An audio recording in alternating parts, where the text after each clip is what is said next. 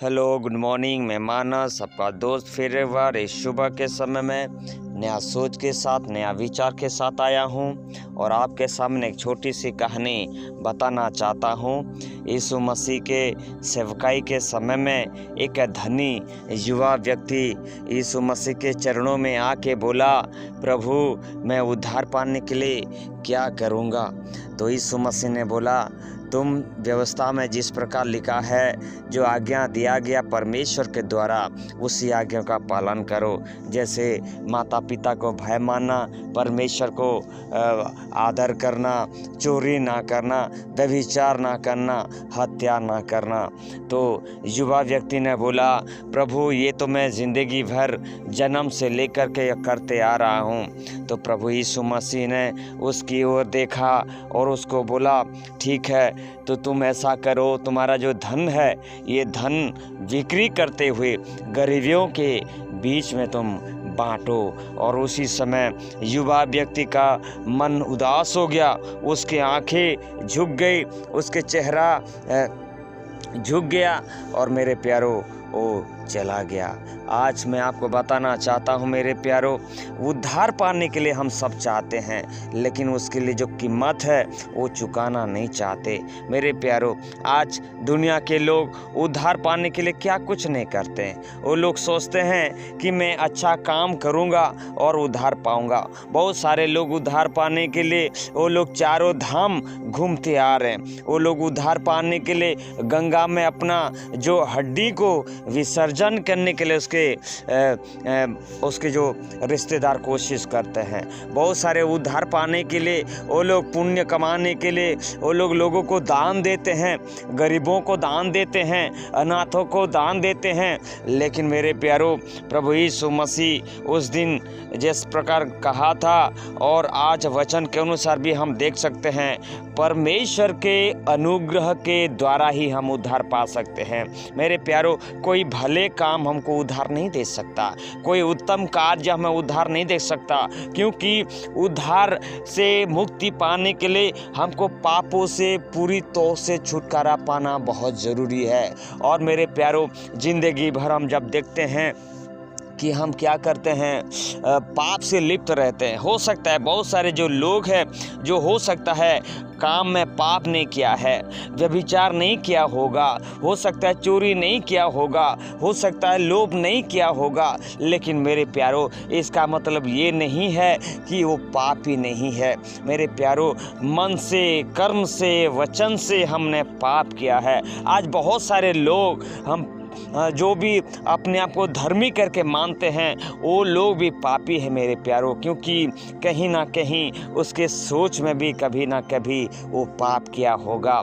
मेरे प्यारो, ऐसा कोई आदमी है ही नहीं दुनिया में जो कि मन से पाप ना किया हो, तन से पाप ना किया हो, सोच से पाप किया ना हो। मेरे प्यारो, भले ही वो कभी व्यभिचार ना किया हो, भले ही उसने कभी चोरी ना किया हो, भले ही उसने किसी का नुकसान ना किया हो, लेकिन मेरे प्यारो, कहीं ना कहीं, कभी ना कभी उसने कभी तो गर्व किया होगा, कहीं ना कहीं लोगों को ईर्ष्या किया होगा, कहीं ना कहीं लोगों को मन में कभी ना कभी गलत सोचा होगा, कहीं ना कहीं अहंकार भाव हुआ होगा। मेरे प्यारो, ये जो सारे चीज़ है मेरे प्यारो, ये क्या है?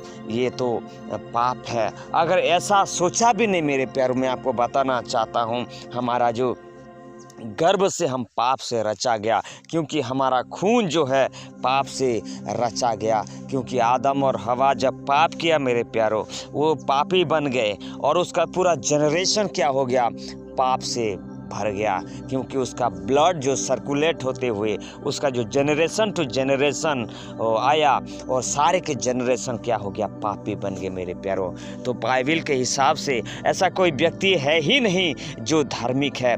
हर एक पाप किया और परमेश्वर के महिमा से रहित हो गया। मेरे प्यारो, आज दुनिया में ऐसा कोई एक भी व्यक्ति नहीं है जो कि पाप रहित है, जो कि धार्मिक है, जो अपने आप को बोलता है कि मैंने कभी पाप नहीं किया है। जिस प्रकार उस दिन उस व्यक्ति ने बोला था, मैं तो जन्म से लेकर के ये व्यवस्था पालन करता हूँ। हो सकता है आप भी पालन करते होंगे मेरे प्यारो, हो सकता है आप भी अच्छा काम कर रहे होंगे, लेकिन मेरे प्यारो अच्छे काम कभी भी आपको धार्मिक गणित नहीं कर सकता। अच्छे काम आपको कभी भी पाप से छुटकारा दिला नहीं सकता। लेकिन मेरे प्यारो, पाप से विजय पाने के लिए हमको कहीं ना कहीं हम अपने सामर्थ्य से कभी भी पाप से विजय नहीं पा सकते हैं। हो सकता है हमारे मन में बहुत सारे सोचे होंगे, लेकिन मेरे प्यारो कोई ऐसा व्यक्ति है ही नहीं दुनिया में जो अपने आप को दुनिया में आए हैं, बहुत सारे अवतार ग्रहण किए हुए हैं, सब के सब ने क्या किया? पाप किए हैं मेरे प्यारो। कैसे पाप किए? क्योंकि उन लोगों ने, भले ही वो लोग अपने काम में पाप नहीं किया है, लेकिन उसका जो मम्मी पापा से पाप उसके ज़िंदगी में आया है, क्योंकि हर एक ने मम्मी और पापा से ही इस धरती में आया है। लेकिन मेरे प्यारो, मैं आपको बताना चाहता हूँ, इसीलिए पाप से बचाने के लिए प्रभु यीशु मसीह इस धरती पे आया। मेरे प्यारो, यीशु मसीह कौन था? यीशु मसीह खुदा था, और वही खुदा पवित्र था, और वही खुदा एक कंवारी गर्भ में होकर आया, और इसीलिए वो मम्मी पापा के संपर्क के बिना इस धरती पे आया। उसी ने इस धरती में आया, एक कुंवारी गर्भ में होकर वो आया, और इसीलिए वो पवित्र है मेरे प्यारो।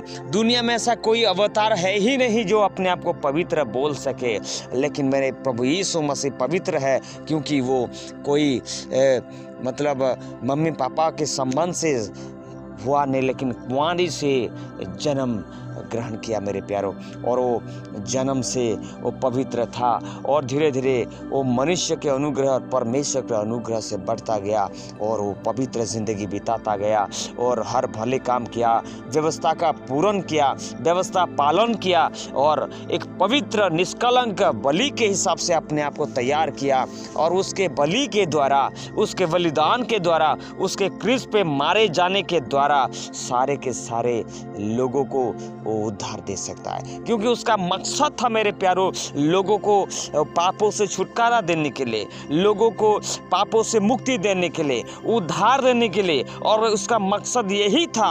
और इसका अवतार इनकारनेशन होने का, अवतार होने का एक ही मकसद था कि उन लोगों का पापों से छुटकारा देने के लिए वो धरती पे आए, और उसको बलिदान अपने आप को दे जाए। मेरे प्यारो, जिस प्रकार लिखा है, परमेश्वर पापों से छुटकारा देने के लिए, मनुष्य को उद्धार देने के लिए स्वयं मनुष्य का रूप धारण किया और इस धरती पे आया, और कालवरी क्रूस में अपने आप को कुर्बान कर दिया। मेरे प्यारो, मैं बताना चाहता हूँ, जो कोई भी पापों से छुटकारा पाना चाहता है, यीशु मसीह को अपना उद्धारकर्ता के रूप में स्वीकार करना चाहिए, क्योंकि यीशु ही वही व्यक्ति है, यीशु ही वो जो व्यक्तित्व है जो परमेश्वर है, और वही अवतार ग्रहण करते हुए इस धरती पे आया और अपने आप को मनुष्य के हिसाब से चला, व्यवस्था के अधीन में चला, और व्यवस्था को पूरा भी किया,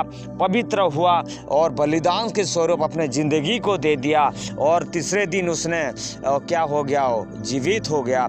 आज भी वो जीवित है, और यीशु मसीह के द्वारा हम पापों से छुटकारा पा सकता है। कोई भले काम हमको पापों से छुटकारा दे नहीं सकता। हम किसी को अनाथ को हम खाना खिलाए तो पापों से छुटकारा दे नहीं सकता। किसी भले व्यक्ति को हम मदद करते हुए पापों से छुटकारा पा नहीं सकते। कोई अच्छा काम हमें पापों से छुटकारा नहीं दे सकता, लेकिन पापों से छुटकारा पाना है तो यीशु मसीह को उद्धारकर्ता के रूप में स्वीकार करना होगा।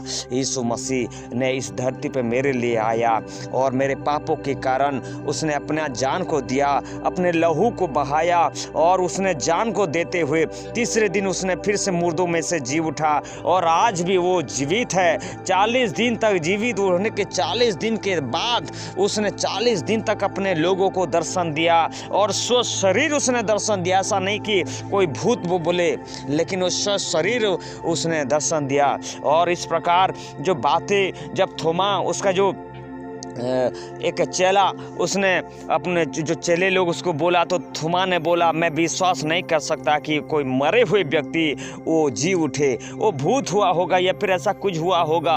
और उसी समय यीशु मसीह ने उसको भी दृश्यमान हुए दृश्य दिए और यीशु ने कहा, तू आ जा, तू सोचता है कि मैं भूत हूँ, मैं आत्मा हूँ, नहीं, मैं पूरा बिल्कुल शरीर में हूँ। और यीशु मसीह ने अपने हाथ को दिखाया और वही यीशु मसीह के हाथ को छूते हुए थोमा ने बिलीव करा था, विश्वास किया था। और वही थोमा हमारे भारत देश में आया और यीशु मसीह का सुसमाचार सुनाया। वही थोमा के वजह से आज भारत के वासी प्रभु यीशु मसीह जो उद्धारकर्ता के रूप में जान पाए। हम मेरे प्यारों, आज हम विश्वास करना चाहिए कि मेरा यीशु मसीह मुर्दों में से जी उठा, आज भी वो जीवित है और हमें उद्धार दे सकता है। आइए हम प्रभु यीशु मसीह को अपना उद्धारकर्ता के रूप में स्वीकार करें। मेरे प्यारों, पैसे हमें उद्धार नहीं दे सकता, पैसे को हम अपना प्रभु ना माने। मेरे प्यारों, पैसा हमारा दास होना चाहिए, हमारा सेवा करना चाहिए, हमारे जरूरत को पूरा होना चाहिए, लेकिन पैसा कभी भी हमारा मालिक ना बन पाए। आइए हम प्रभु यीशु मसीह को अपने जीवन को उसके हवाले सौंप देते हैं और प्रभु यीशु मसीह को अपना उद्धारकर्ता के रूप में स्वीकार करते हुए ये अनमोल जिंदगी जो परमेश्वर ने एक ही बार दिया है, इस अनमोल जिंदगी को भरपूर फायदा उठाते हुए, उस उद्धार पाते हुए, उस अनंत काल के जिंदगी की ओर जाएं। प्रभु आपको आशीष दे।